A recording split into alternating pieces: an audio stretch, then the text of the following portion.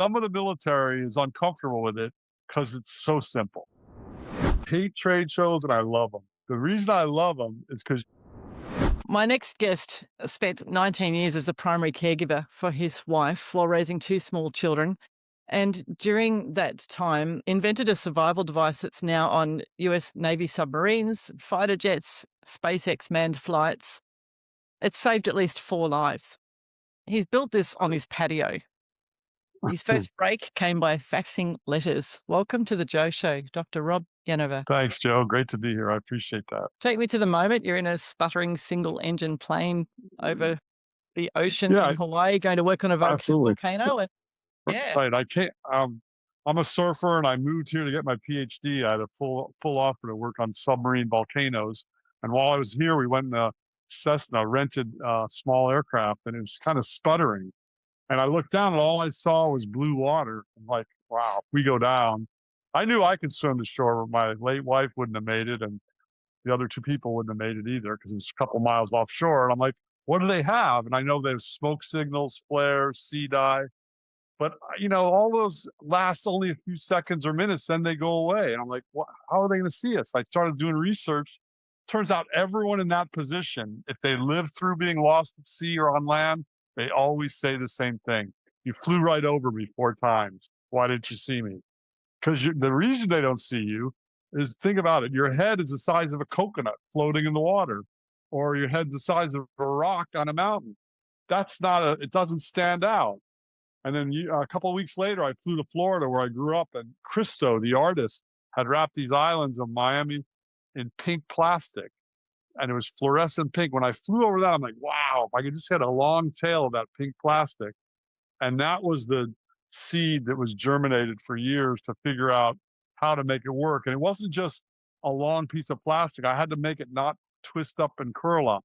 So I'd had struts or spreader bars. So it's segmented like a palm tree or your vertebrae or a caterpillar, so it has strength. It's elongated, but it's strong.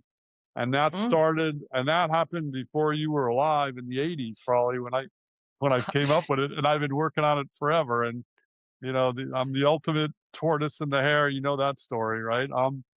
I'm the guy that doesn't quit. I just keep Oh, plugging along. And to be able to do that, you can't quit your day job. So I never quit my day job, which was a scientist, researcher, and always had something going till I could get money from this. And then I could invent other things and keep it going. it took you 11 years to bring it to market. A lot of people would give up by year 3. What kept me going was, I'm an inventor my whole life. My father's a tinkerer. My mother's kind of an artist. And we were encouraged to invent solutions, and one of my sayings is function over form. It may not look good, but if it works, and if you can build it, that's your creation. That's a piece of artwork. And that, to me, is the highest level of anything, especially if you can create something that saves lives and supports your family and yourself. That is the home run. So the reason it took that long is it took me a few years to figure out how to make it work. It wasn't trivial. It sounds so simple, but to get the right flotation, the right performance in rough water, and I had a full-time PhD job. Getting my PhD, I was a full-time student, and then we didn't have kids at that point, but it just was. The reality is, I knew that was a good idea. I have 100 other ideas. That one just kept coming to the front of the line, going, I know that's right. The people I bounced it off of, like, wow, that sounds really good. Mm. The way I invented it was with a before and after photo in my mind. Before, you see nothing but blue water or brown land. After, you see that same blue water or brown land with a long orange stripe. And it's like, okay, that has to be the right solution to this problem. The other problem is it's so simple. You're talking about $500 million plane like an F-16 or SpaceX, billion-dollar aircrafts, rocket ships. Do they really want $100 piece of plastic on there? And still to this day, some of the military is uncomfortable with it because it's so simple. I love that you've created something genuinely new and genuinely useful. A lot of businesses are just Yeah. rehashing the same old thing. So Right, the way right, you right. explain it as art is very cool. The other thing though Thanks. is when you sell something that's preventative, it's a marketer's nightmare because we don't want to buy things before we need them, obviously. It's like trying to sell Mm. security screens or something. Yeah, You you're know, telling me. It's been a how nightmare did for you 40 crack years. that? Well, I mean, I've cracked it by going to the military and going the route of getting military approvals and keep pushing them to say, I know it's simple. I know you think I'm an idiot, but I'm not going away. I'm going to be here this year, next year. And I started going to trade shows and I kept working the military and the media at the same time in parallel to get someone to take it seriously. And finally, a Coast Guard rescue swimmer said, yeah, let's test this. So they gave Mm, me an opportunity to test it, and then it worked. And it was like, wow, this does make sense. And from there, I just happened to keep pushing. A lot of the issue, one of the big issues is it's so simple. You have to have barriers to entry because people will just rip you off. So I have mm, patents, but I also have trademarks, a name, Sea Rescue. It's a play on words, SEE Rescue, Sea Rescue Streamer. You have to be seen to be rescued, selling the yes. benefit. So did all that, but it just kept. I still had to keep convincing people, and I did it by going to the military because the military has to be safe. They train these guys, and they won't tell you this, but they got $1 million in training in a fighter pilot. If they eject out and they don't find them, not only do the guy or lady lose their life, but lost all that training. So they True. have to be safe. So yeah, Joe Boater and Joanne Hiker, they don't care. But if you told me I'm going to be lost at sea and I could have one thing, I would take the streamer. Look, That's what I'm but thinking. A flare, we shoot it off, it's gone. We have to also replace them right, ridiculously exactly. often. Whereas And the sea rescue, you might want to send a flare up, as you say, or have an EPIRB, of course. yeah, whatever you But the have, but streamer stays right. put And and does the job. ironically, the military liked it because you can redeploy it. So if the enemy comes around, you can pull it in, then redeploy it. That's excellent. Try bringing in a flare and redeploying that. Impossible. So it's been Yeah. this crazy road, and civilian consumers would rather buy a six-pack of beer or more fishing gear or make their boat prettier. And that's why I try to go the compulsory. The other thing is I'm an inventor and a scientist. I'm not really a business guy. So what I told you about, this is my piece of art. This is my creation to the world. I'm very proud of it. It saved lives. Met the people. They thanked me. It was awesome. Best feeling of my life. But what Mm. I didn't do is design it to make money. So number one, it never wears out. So I've got one on my boat that's I've had for 40, 30 years, which is great and horrible. It's horrible from a business perspective. I mean, later now we have chem lights on them. They're rated for 4 years. And the fighter pilot one had flashing lights and batteries. So there is some component of, and it also has water soluble ties, so it dissolves automatically in case the fighter pilot's injured. That one's pretty sophisticated. That one costs more like 1,000 than 100. And the other irony is people, even the military, they paid more attention to it when there was $1,000 version. The $100 Exactly. version is like, this is a joke. And Oh, I and see it all the it, time as a marketer, it's all the time. yeah, it's so frustrating because safety, really, the whole world should compete to come up with safety technology. And if you look Mm, at the history of the greatest safety technologies, the one that comes to the top of my head are airbags and seatbelts. Where did they start? First of all, they didn't start in America because we're cowboys, macho, nothing's going to happen to me. They started in Europe, right? Volvo, I think, was the seatbelt, and I think Mercedes was the airbag. One of the, anyways, somewhere in Europe, because they are more safety conscious. And what Volvo did was they gave away the patent because they knew everyone should have seatbelts. And ultimately, when I'm dead in the ground, I bet they'll mandate the streamer one day, but not until then because there's no.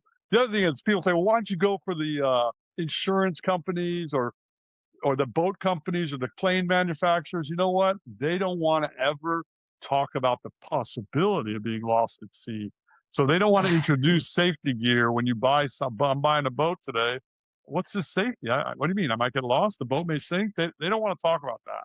Oh, Tell me it's about so the it's Shark Tank moment. What happened there? uh, Because they loved you and yet they absolute. didn't Thank back you. you. What I happened? know.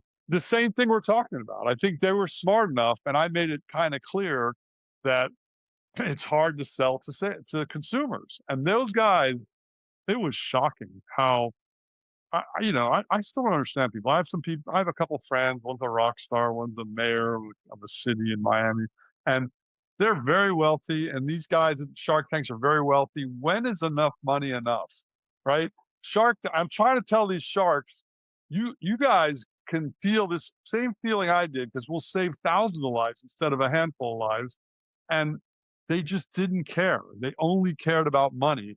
And they saw that the consumer was going to be like a true startup because I didn't have it in the consumer. It's available. It's on Amazon, but they thought it was too big of a lift. The Sharks loved it on national TV. They all said, yes, this is great. It's going to save lives, but I'm not interested. Which to me, I was really bummed and pissed at the same time while I was in there, and I'm trying to contain myself because it's a TV show and I don't want to go over and strangle them. Not that I ever would do that, but I just couldn't It'd believe make for it. good TV, Rob. Yeah, it would have been. And then they even said, don't set your price too high. So I offered it was like a bargain sale. I thought there'd be a bidding war. I thought all five would fight over it, then they'd team up and do it. No, they just No. and it was just after though. The funny thing is afterwards they said, well, you disappointed? I go, yeah, I'm disappointed. They'd rather sell cupcakes than save lives, which is, the show has all these novelty food and other gadgets. It really wasn't the show for me, but I made it work and it was really cool and it's led to incredible things. I'm all about media. Back to you mentioning on the outset that I used to fax. A lot of your listeners probably don't know what a fax machine is, but here in Hawaii at 11:01 at night, that's when the phone calls were cheaper. So a fax was a Yes. phone call. So my brother, who's a PR advertising guy, turned me on to this thing. This is pre-internet thing called Bacon's Publicity Checker. It's a big fat Okay. book, and it has the editor, all the magazines all over the world, and their I fax remember, number as in I there. remember Margaret Yeah, Gee's media guide. Yes. right. So I go in there, and like all day, I'm writing like a list of 50 or 100 fax numbers. Then at 11:01, I have a one-page press release. I send it out 100 times. It's like fishing. You want 100 lines in the water, you catch one fish. The first fish I caught was the Miami Herald. They wrote an article about it. So what did I do? I took that and sent that out 100 times. I've been doing this for 30, 40 years where I get some press, then I parlay that into more press. And I say, Hmm. hey, look what they're talking about. One of the things I've learned, though, is people like to be first. So they don't want to cover something someone else has necessarily, unless they think they can cover it better. I did a CBS piece where they flew a crew out here and I jumped in the water, simulated lost at sea with a drone. It was a great piece, and that was shown all over the country. So it's gratifying to get it that far. And the people, like, for instance, I let Men's Journal, I let them run with it. I just here's the data, write something about it. And I don't know if you got the show Gilligan's Island. You know that? Yeah. Yeah. That's what they It was a wrote. The first staple. line was, yeah, Gilligan's Island would have been one episode if they had the Sea Rescue Streamer, which was True. great. I didn't think of that. That was brilliant. So That I is a like to great let, line. I love it. absolutely. So I like to let people run with it. And it Yeah. just works better when you work with people's strengths. That's their strength.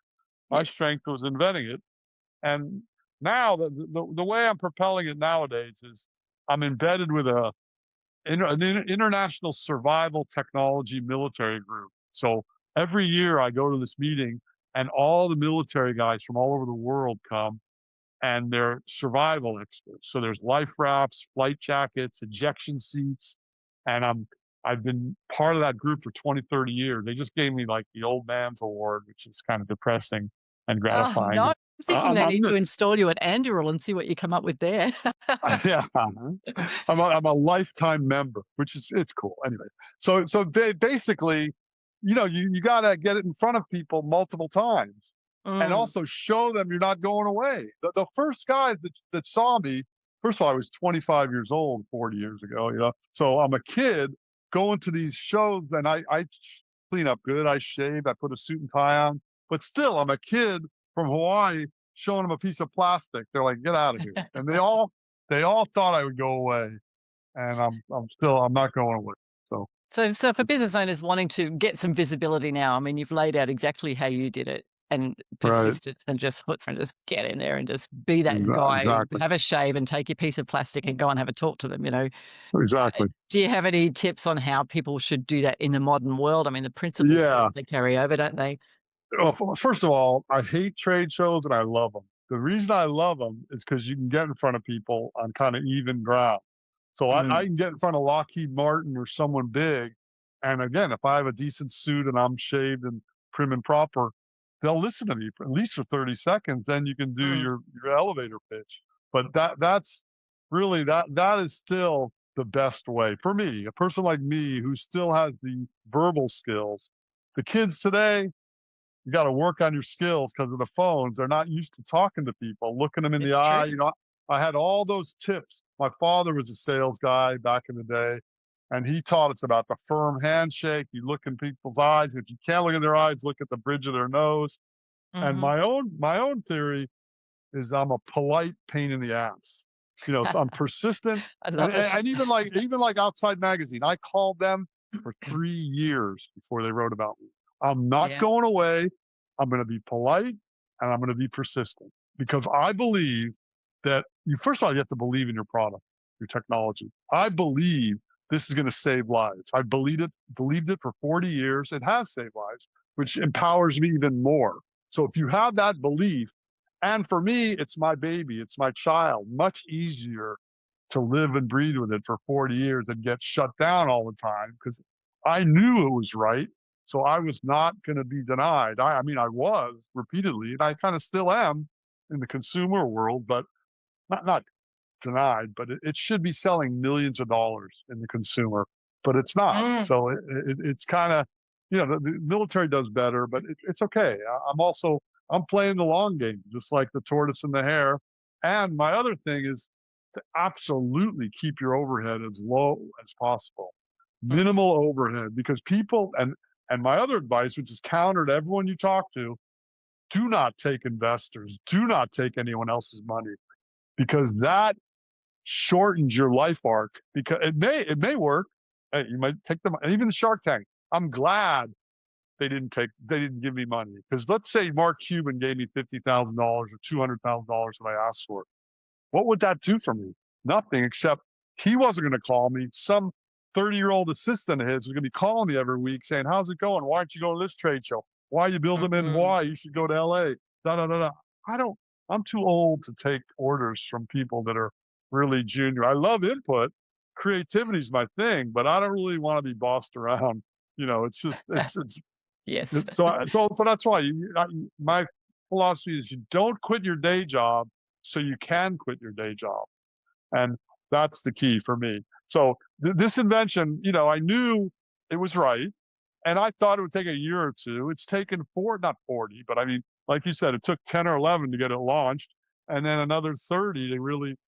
Within 20, it's been doing well, and now Mm. in year 40, it's doing really well, and it's saved lives. It's the ultimate persistence story, really. It's But such a good wake-up call for people. A lot of people think that they can bring a product to market and have it become an overnight success in, right. the first month. And Yeah, I keep saying to people that, like even any brick and mortar business, if you're selling online, it can take 2 years for people to believe that you're serious and you're not just gonna run away. Like, just exactly. just staying top of mind, which you've done No, beautifully through the media, and no, then just thank you. sticking with it to grow. I think that's really undervalued by people, and I I appreciate think so you too. doing And it. I think that, yeah, and again, that whole grow big fast is not, I want to grow slow and medium. I don't want to grow Mhm, big fast. And the other thing is people look at their time, people a 40-hour work week, back to the keep your day job. If you mm. do the 128 hours in a week, 7 times 24, I think that's 128. So you take 40 off of 128, there's 88 hours left. You could sleep for 40. That's still 48 hours left.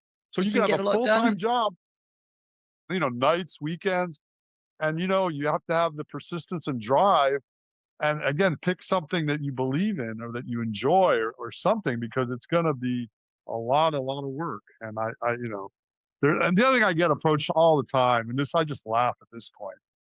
people come to you all the time and say, I got this great invention. Let's do it. And here it is. You do it and we'll split the money. I'm like, you don't understand. The hard part is doing it. I don't want, first, and Exactly. I have no passion to do your idea. I don't really care. Good luck to Yes. you. I've Yes. given my life blood for this invention. It's almost killed Yeah. me numerous times, Mm. literally and figuratively. I've done some crazy testing with it where we didn't have a I didn't have a helicopter, so a friend would uh, hike up a cliff.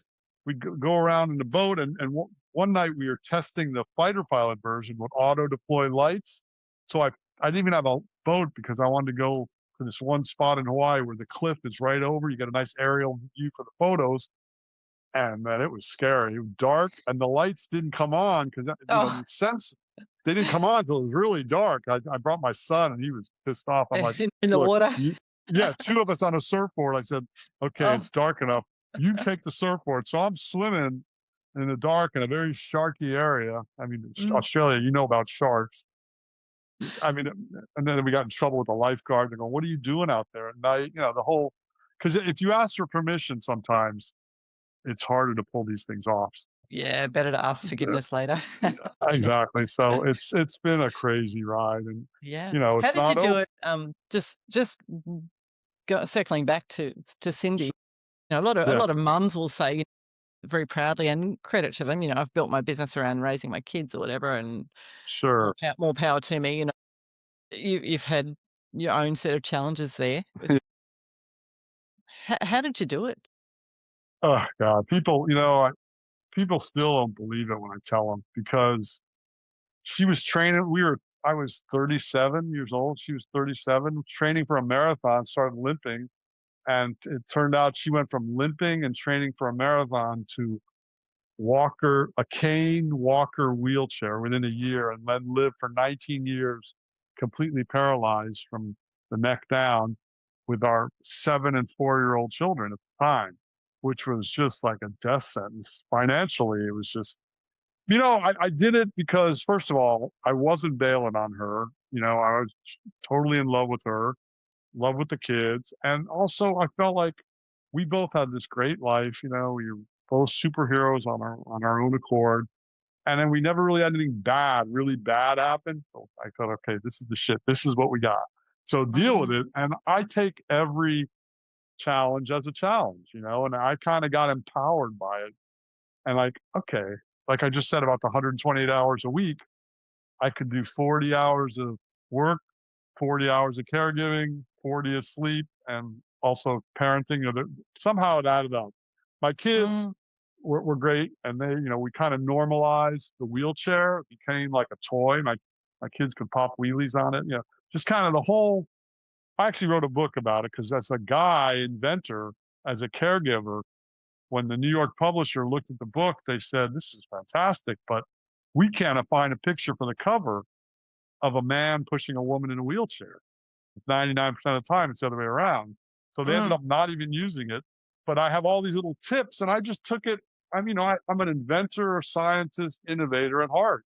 So this was just another challenge to go for. And even the child rearing. I'm tough on kids, but I don't really like kids, but they love me. So because I think they like that hardness, and I expect more from that. I'm not baby talking them, and they saw what I was doing. My kids are amazing because they were. I remember in like elementary school, the teacher would come up to me and go, "Look, I don't even know what to say to your kids. They're so advanced. They're so far beyond what I've ever experienced in life." So, it was a group effort. She was tough. She hung in there, and she wanted to bail all the time. I just said, "Look, you got to be there for the kid, even if you're just a head in a jar of formaldehyde talking to them or something. They need to have a mother."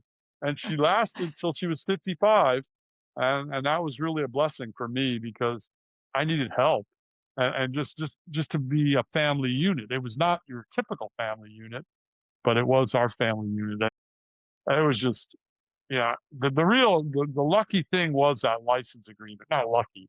All that media work I did led to Pacific Business News wrote an article about how the streamer is approved by the Navy and it should lead to huge profits. So that was like the headline. I got a bidding war in Honolulu for a couple companies that both wanted it, and the one I settled with They gave me an exclusive. I gave them an exclusive world license with guaranteed royalties. So they ran the whole thing, you know, production, all that. But I was like the PR and research and development. So it really worked, and it enabled me those 15 years to take care of the family, still have money coming in, and invent a bunch of other things and write books and all that. So that was really the key to the success, was passing on. Again, I like to say low overhead. Even now is low overhead because it wasn't. I didn't manage people. I didn't run people. They ran things and they asked me for help. And I think that is really key for me because I can't. I have too much on my plate to manage other people. So I need other people to manage. And I think that's really, really helped me because keeping it simple has been the best. And even now, I took it after the license ended. I took it back, and now I'm running it, and I'm in a better position to run it. But still, I don't really want. I have minimal employees because it's like contractual. When I big orders, I bring it up, and I use my family members and other people as needed. But I still want to keep it low overhead because in this business, safety, it's so hard to make a sale that you might have a dry month or two. You know, you get little sales, but before you get a big sale, so if you're paying all these salaries, and I've watched my whole life, people either having to write proposals and grants to fund people or have to make all these sales to fund people. And nowadays, and no offense to the young people, but I don't really want to hire someone that's going to look at TikTok all day. And they're all addicted to the phone. So how good an employee are they? Even when my daughter used to help me, this was, I used to say, you get one break an hour for 5 minutes. Otherwise, the phone is, you can't be doing this. You know, you can't be looking at your phone if you're working. No, So that's insane. You I can't know. get into So flow like that, can you? So you've got no, over 20 patents, is that right? yeah, I mean, Tell there's me. six main ones, but the streamer has patents all over the world. But I have a portable desalinator, a pocket flotation device, video search and rescue, inflatable rescue board, a water bicycle, which is my favorite, but it didn't go anywhere. One thing about being an inventor, sometimes you don't think about the simplest parts of inventing, and this is, make sure your invention, you can make it cheap, sell it for a good margin, and you can store it and ship it easily. The streamer's tiny, right? Here's a streamer. You know, Yeah, it fits in my perfect. hand. Yeah, so fits on your belt. It's so, and it doesn't wear out. So I can have a bunch of them ready to go and sit there. So Mm. when I my my worst invention, which I still like, is my water bicycle. When I start, instead of pedaling and you have a propeller, this is my only invention that's not safety, but I still want to build one because I want one. Instead of you pedaling a propeller, again, I'm into biomimicry. I'm nature centric. So how would nature solve swimming through the ocean? What do we have in the ocean? We have fish and mammals. Dolphins and whales, their tails go like this. Fish go like this. So I wanted to build a bicycle, a water bike, that as you Mhm. pedal, the tail goes like this or like that. And I could do it, but it's going to be huge. Where am I going to put it? Who they going to, how are they going to sell it? How are they going to store it? So that's one of that's probably the only invention I have that didn't go anywhere at all. The other ones I mentioned all got military contracts or grants to look at them further. Pocket Mm. desalinator, the pocket flotation, video search and rescue, inflatable rescue board, and those, there's stories with each one of them. That inflatable rescue board, I patented that before stand-up paddleboarding became a thing. You know how big that is now? And it's the Yeah. same thing. So I had the patent on the inflatable paddleboard, and 50 companies did not like this idiot in Hawaii, No. me, having that. They wanted to kill me. And in You fact, would have they been also, quite a problem. yeah, I was a problem because I couldn't fight them, but my friend my patent attorney turned me on to another patent attorney that does, uh, first of all, he did it on contingency. That's the only way. They'll take it on for, like, they get half of the money. Mm. So they took it on because they were clearly infringing on me. And we started making some money from it because the honorable companies would pay us the royalty that I was owed. but then 50 of them joined up, had 50 or what, 20, 50 companies put money toward a defense fund to go after me. And they dug up this one picture from the 70s from Europe of a guy playing with this material that looked like a surfboard.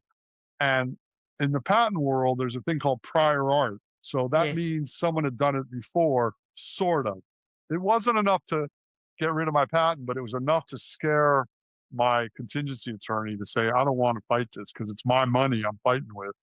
So we settled with a bunch of them, and I almost made a lot of money. And it was, but that's okay. That was of all my inventions, that was the least creative.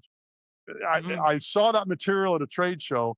The 1940s, they use it for the floorboards of life rafts. It's called drop stitch. It has thousands of strings in it. So when it Mhm. inflates, it stays rigid. That's why you can Okay. pump it up so hard. Mhm. So I saw that material and said, I want to make surfboards, rescue boards, paddle boards out of that. And that's Mm. so that wasn't a great idea. It was a great idea, but it wasn't like a streamer out of nowhere. No one's even thought of that. People Mm. have made paddle boards and rescue boards before. So I was just using a new material, which is still, I was granted a very Yeah. strong patent. Yeah. It So, it's interesting. I'll never look at a stand-up paddle inflatable board down at the local yeah, shop the same way again. I know. It's okay. I mean, it's almost like, it's okay. You got a lot of ups and downs in your life, and you have partial successes and big success. The streamer's a Some big success. That Yeah. one's a minor success. The other ones I'm still working on. My home run invention is still the portable desalinator. Oh, Figure out a be interested in simple, that. Yes. yeah, we all are. I figured out a simple way to convert salt water to fresh water. And Mhm. it's so simple, and I just have to optimize it because it only makes a mouthful of water a day. It needs to make a pint. I use Okay. Gore-Tex. You know Gore-Tex. Yes. I use it for raincoats. It's Teflon, expanded Teflon. It looks like that under a microscope. Mhm. It's like a webbing. It's like so tiny spaces where water can't get through. That's why Gore-Tex is used in raincoats. So Mhm. when the rain hits it, it bounces off, yet it breathes so you don't sweat. I Mhm. use it in reverse. I made a black bag with a window of Gore-Tex and an outer bag. Put salt water on the inside, put it in the sun, evaporates. Guess what? The water vapor goes through. The salt crystals are too fat. It separates it. It's still Amazing. my best, but it has to do with the internal structure, how to optimize it. And I'm working with a new group that wants to put some AI toward it. I know how to do it in my mind, but I can't Mhm. build it. I'm not a heat sealing expert. If I was a heat sealing expert, if any of your people are, please contact me because I know how to build it in my I mind. think you need to make a project in Grok and ask it. I mean, there's so many more Right. Well, that's what possibilities. I partner with some. Fine, I'm getting too old. A lot of these Yeah. inventions, I'm going to go to my grave. And But I'm nearly as old as you, but you can do AI. I'm not. I'm anti AI. I don't want to touch AI. I'm very much into creativity. I don't Yeah. want to. It's cool. It's good. Let people run AI. And the group No, I'm but as far involved as in. solving those problems, very Yeah, yeah, quickly. yeah, for sure. But I'm Absolutely. excited to see what you build because obviously I'm Okay. interested in automakers Well, on vessels and things and exactly, yeah. exactly. You know about desalinators on the sailboat. There's the big Mm. ball, but the problem with those is that if a wave hits it, it contaminates it because the salt water and the fresh water are in the same vessel. They're not Mm. separated. In Mm. mine, you can jostle it around. That fresh water is never getting back with the salt once it separates. And Yeah, brilliant. I got a couple military grants to make it better, like 10 years. This is a 10-year-old idea or longer. And the unfortunately, when they tested it in the Philippines in a military exercise, it was a cloudy day, so it didn't make that much water. And Yeah. it doesn't make that much anyway. I've got to optimize it so it makes like if it flash evaporates, then I'm going to win a Nobel Prize because it'll change the whole world because the whole world, fighting Need war. water. Yes. Water's the big thing. Forget oil. We're going to replace oil one day with solar and nuclear, whatever. But you can't replace water. And a lot of developing nations, and also in times of emergency, there's salt water there. There's polluted water there, and you can purify polluted water easier than salt. Salt water's hard, and the way they do it is through a lot of oil. they desalinate it by osmosis. They separate it, but it takes a lot of energy. Mm. So this is going to be a personal thing that each person could have and make enough to survive until they give them more water on the survival end if there's like a hurricane in your neighborhood. But Yeah. Yeah. furthermore, you go like to the Sudan or you play people in Africa, there's no water, but they're near the Mediterranean or the Atlantic Ocean. They could just everyone could have one of these, and again, Mm. it's reusable. You could rinse it out; it should never wear out. Brilliant. Again, not a good business invention, but No, it's brilliant. Please continue with that. I like it. I'm trying. I'm motivated now because I've got a group that's going to use AI, Yeah, and yeah, they're honestly, gonna it'll be push it. fantastic. It's gonna happen. Yeah, When you I hope so. when Sea Rescue first went into space, feel what was the Oh feeling my like? God! First of all, I didn't believe him. You know that same survival group I'm part of, the international group. You know I call them kids, but these young people come by my booth, and I didn't even know they were. They said they were from SpaceX. I didn't believe them. They were like, it's just people come by and they say big things all the time.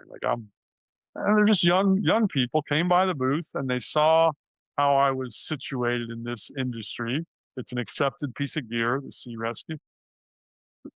Then first SpaceX, the first time they were going to take someone up, 2 weeks before, I got an email. I'm like, they said, "Hey, do you have a materials safety data sheet on this?" I go, "Yeah, why?" He goes, "Because we're going to put it up on it's going to go on the launch with the people, for." I'm like, "Really?" Yeah, so I quickly sent it to them, and then of course it went, and I did what everyone's asked them. Can I get it back? And they go, no.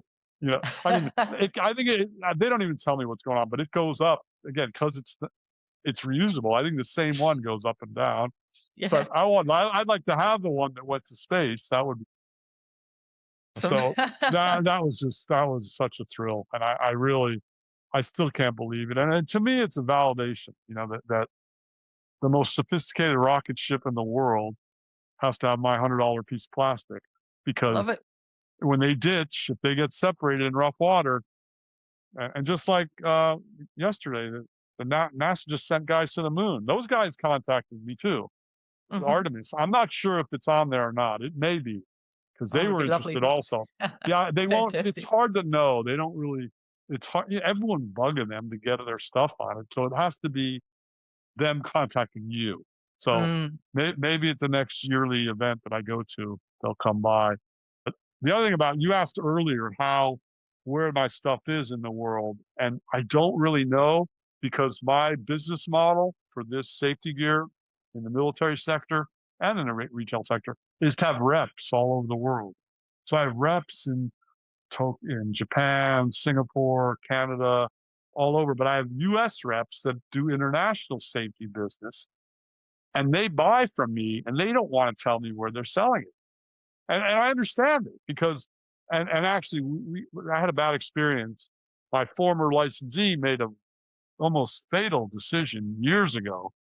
I think it was the Swedish Air Force or someone contacted him after we had a rep in Sweden. And then the Swedish Air Force said, "Hey, can we buy from you cheaper or something?" And he did that. And he went around the rep, and that's a bad move. So the smart companies won't tell you where they're going. So mm. even NASA, when they asked me for details for this Artemis, the launch yesterday, about a year or two ago, they were asking me about it. So I gave them the information. I may have sent them a sample, but they may have bought it, and I don't know about it. You see, they could have bought it off Amazon, or they could have bought it from one of my reps. And so Exactly. so Yeah. anyway, it's fun. It's fun to think about. But I do have the letter from SpaceX saying it's going up, and I do value that. You've been surfing the North Shore for nearly 40 years. Yeah, yeah, Dive that's 2 miles deep in a submersible, stood yeah. on That, volcanoes. I'm, Ke I used to tell people this stuff and they didn't believe me. So and that's much easier now with the internet. I can show them pictures, and in the old days, I remember going to the mainland and just living in Hawaii, people didn't believe me because I'd be in like Alabama, and I go, "Yeah, I live in Hawaii." They go, "You're full of shit." I go, "No, look, I have to pull out my driver's license." Now I can show them a picture of the submersible I'm getting out of that the Alvin that found the Titanic. That was my field area for my PhD, 2 miles deep in Galapagos. I went down in this little tiny submersible, 2 hours to get to the bottom, four on the bottom, and then two to get up. Just a minute. That was the thrill of my life, really, in terms of adventure. It was like going to the moon. Yeah, yeah, it was killer. I've been really fortunate. The thing is, I'm lucky. I've been in good positions to do these things, but I've taken advantage of them. And I got gifted with great parents, good genes. But I learned early on that I wanted to be a surfer, like when I was 13 or 5, really. But 13 on in Miami is terrible waves where I grew up. But I realized that surfers, maybe in Australia, they're more respected. In Florida, in the 70s, if you were a surfer, you were a heroin addict. There was no difference. You were just a loser. So I realized I got to overcome that, even with my parents, because my friends were kind of derelicts. So they kind of pushed hard on us for respect, responsibility, and resourcefulness. And I said, okay, I'm going to get straight A's in school. I'm never going to blow any opportunities because I'm going to do really well in school. And every opportunity I have, I'm going to pursue with gusto and perseverance and all that. So all these things I've done, no one gave it to me. And I tell people all the time, they don't believe me, but I outwork everyone. It doesn't look like it because I'm kind of folksy and light and all that, but I bust my ass. I always have, and it doesn't show. And that I'm kind of proud of that. I mean, it shows, the result shows, but in real time, people see me. I used to surf behind my house, and I had a flexible schedule, and I'd be out at like Tuesday at 11 in the morning. And the guys who were running the parasailing boat, I met them years later. And they go, I mean, we all thought you were a drug dealer. What were you doing out in these weird hours? But that's the whole beauty of flexibility Yes. and creating your own destiny by working hard. Then the volcanoes are just, I, I grew up, I think deprivation is a great incentive. So I grew up in Miami where the waves were like 1 inch high. It was horrible because the Bahamas blocks it. And the girls were really mean to me, in high school. So they mean girls and shitty waves. I'm like, this is good motivation. I got to get to Hawaii. Beautiful women. I brought my wife with me. Beautiful women and great waves.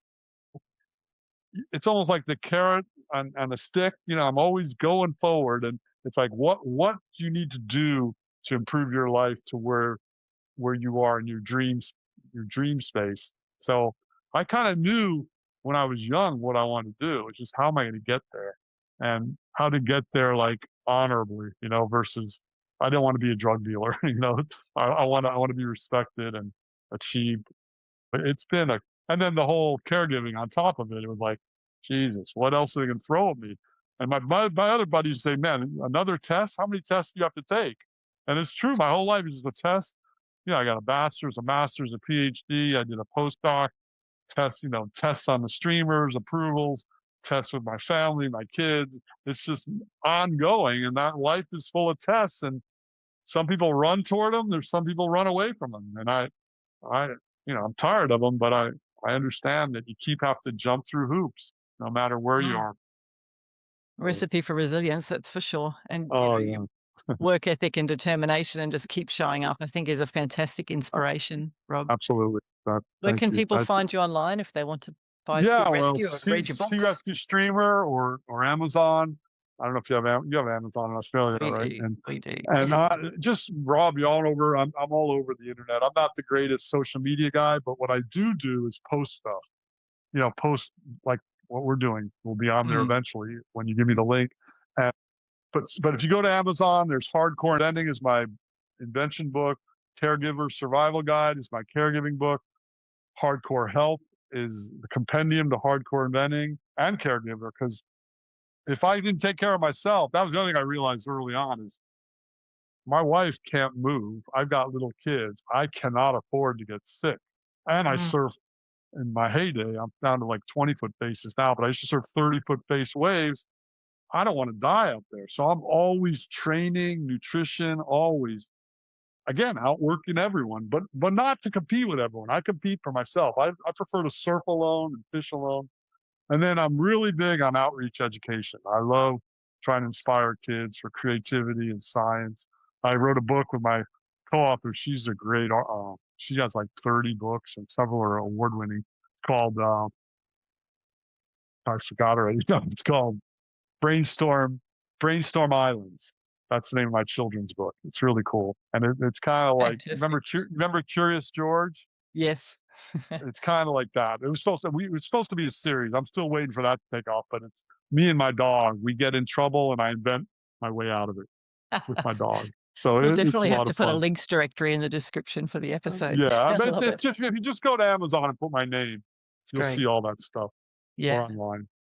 Rob, Thank thank you. you so much for your time. You're an My absolute pleasure, Joe. inspiration, and Thanks, Joe. please Thank go and invent that water maker. thank you. I will. I'm totally motivated. I'm going to do it. I have new motivation. I kind of lagged a little, but now I'm back.